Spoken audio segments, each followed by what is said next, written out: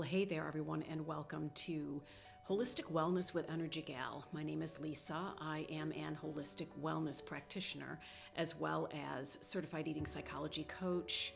And I am so excited to be sharing with you something that is so incredibly profound today. And part of it is profound because of the topic, but the other part that's so profound is because of its simplicity. Today on the show, we're going to be talking about loving ourselves. Now, I know it's like, yeah, I know about that. I love myself. I thought the same thing too.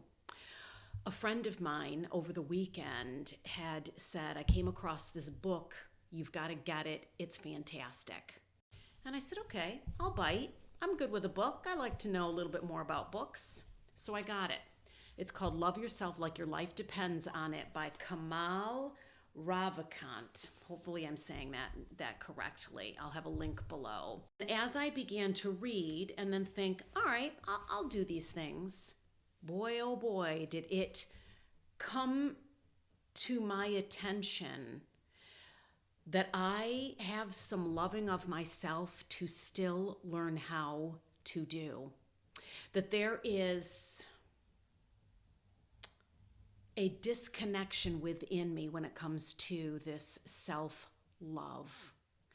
And as he says, and it's so encouraging, he says, once you start doing this, it's a matter of hours, days, weeks. It happens that fast because we are created to love ourselves. This is what we're created to do. So once you do these couple of things, your body wants to lean in that direction. I've always said to people, given your body's druthers, it wants to heal itself. Just allow it to happen. And that's kind of what this Kamal author is saying. We want to fall in love with ourselves. So do this and that will happen. He says this, and I thought this was really good. The truth is, love yourself with the same intensity that you would use to pull yourself up if you were hanging off a cliff by your fingers. And that's the thing that got me. That's when I realized, oh, so I've got a ways to go, because I realized when I was saying, I love you, Lisa, that all the energies were up here still. And maybe there's a little bit of warmth down here, but it was not embodied. This idea of loving myself was not down into every cell of my body. I didn't have that intensity of, that passion of, that rapture of, I love me. I didn't have that. I was like, well, in theory, of course I love myself. Of course. That's not the same. It's a good start, but it's not the same. He opens up and he says this, one day it got to the point where I was like, I'm either going to off myself or I'm going to move forward, but I cannot stay in this place of mediocrity and lack of clarity any longer. This malaise, this in between. I don't love myself, but I don't hate myself. Why am I here? I can't be there anymore. This numbed feeling. I need to do something. And he says, in that desperation, I climbed out of bed, staggered over to my desk, opened my notebook, and I wrote this down. This day, I vowed to myself to love myself, to treat myself as someone I love truly and deeply. In my thoughts, my actions, the choices I make, the experiences I have, each moment I am conscious. I make the decision. I love myself. He said it was a short vow, but there was nothing left to say. How long it took me to write this? Less than a minute.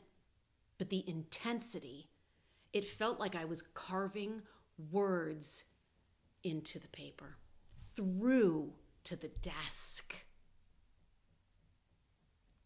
I'd been so disgusted with myself. Sure, I could love another, but what about me? From now on, I decided I would focus only on this thought. I love myself. How to love myself? I wasn't so sure how to go about doing that. I do know that I made a vow, and because of that vow, I was all in. And I believed, he said, that the universe was going to lean in my direction and unfold to me how to go about loving myself. Not as a theory, not as a notion, not as a good moral, but as a reality, as an intense, passionate, rapturous truth. I love myself. So he said, this is what I did. It was the simplest thing I could think of doing, and so this is what I started to do. It was something that I could start to do no matter how bad I was feeling. I just started telling myself, I love myself. A thought I would repeat again and again and again. First, lying in bed for hours, repeating to myself, I love myself. I love myself. I love myself. He said it's the easiest thing. You can do it in the shower. You can do it while you're out for a drive. You can do it while you're paying bills. I love myself. He said, of course, my mind would wander. My head would go down the rat holes, but each time I noticed, I'd return to repeating, I love myself. I love myself. It became the anchor, the one true thing. Imagine the feeling of catching yourself, loving yourself without even trying. He said it's like catching a sunset out of the corner of your eye. Oh, it will stop you. He says, in the beginning, to be honest, I didn't believe that I loved myself. How many of us do? But it didn't matter what I believed. What mattered was doing it, and I did it in the simplest way, focusing on one thought again and again and again and again until it was more on my mind than not. I want to read what he says about why he thought it was such a good idea to keep saying this phrase over and over and over again. He explains it so well. He says this. There is only one thought running through my head right now. I love myself. I love myself. I love myself. For days, ever since I have made this vow, this has been my only focus, sometimes as a whisper, sometimes silent. When I brush my teeth, mumbling. In the shower, loud, nonstop. I love myself. I love myself. I love myself.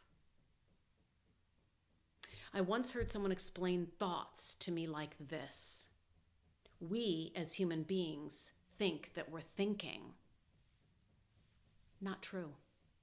Most of the time, we're remembering.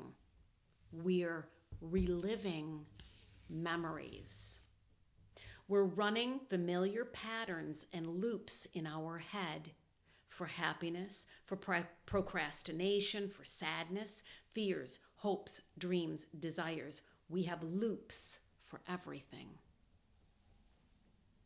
I even heard somebody say that we think like 97% of our thoughts every day are exactly the same as the day before. So that's why this guy really gets into the let's create a new loop. Let's create a new loop. We keep replaying the loops, the same old loops, and they in turn trigger feelings. It's automatic to the point where we believe that we have no choice, but it is far from the truth. Imagine a thought loop as this. A pathway laid down by constant use. It's like a groove in a rock created by water. Enough time, enough intensity, and you've got a river. If you had a thought once, it has no power over you. But repeat it again and again and again, especially with emotional intensity, feeling it, and over time, you're creating the grooves, the mental river, and then it controls you. He says, and that's why I'm focusing a mental loop as the solution. Take this one thought, I love myself. I love myself. Add emotional intensity because it deepens the groove faster than anything. Feel the thought of loving yourself. And when I read that, that's when I was like, oh, wow. I think I have self-love as a theory, as a thought, and as a warm, mushy little something, teddy bear in my heart. But it is not a mental loop. He said, add emotional intensity because it deepens the groove faster than anything. Feel the thought, run it again and again. Feel it, run it. Whether you believe it or not doesn't matter. Just focus on this one thought. Make it your truth. The goal here is to create a groove deeper than the ones laid down over the years, the ones that create disempowering things. They took time as well. Some we've had since childhood, which is why this requires a focused commitment, why it must be a practice. Forget demolishing the grooves of the past. What you're creating is a new groove, so deep, so powerful that your thoughts will automatically flow down this direction. I loved that. He said, don't worry about trying to undo the old thoughts. Fill in with all sorts of dirt those ruts. Don't bother. Create something deeper, and the water that flows then will flow in that direction. And that made sense to me. He said, it takes time, sure. He said it took him about a month to go from misery to magic. He says, you'll notice changes, shifts in your feelings, beautiful happenings. Expect them. There'll be more and more until one day you'll be walking outside in the sunshine, feeling good, loving life, and life loving you back. And you'll stop and realize that it's now your natural state. And can you imagine a better way to be, he says, to come into a place where loving yourself and being in love with yourself is your natural state. It's just the way the river flows. You know, I've only been doing it, I would say now, for 24 hours. I love myself. I love myself. I love myself. Doing it with a smile, doing it in meditation, doing it quietly, sitting up against a wall with a candle lit. I made my vow, and he has something else that he talks to you about doing that we'll talk about another day because this video is running long, but start in on that. I love myself. I love myself. I love myself. And like, can you see, I can't stop smiling. Like I have brought these words, I love myself, these 3 words down into my body in that short amount of time to the point where I feel different in the last 24 hours. And there's more to bounce off of. Oh my goodness sakes. The rest of the chapters that I've read, and I'm only halfway through, are so profound. I can't wait to continue sharing them with you. I love myself. I feel like Sally Fields. You like me. You really like me. I say to myself.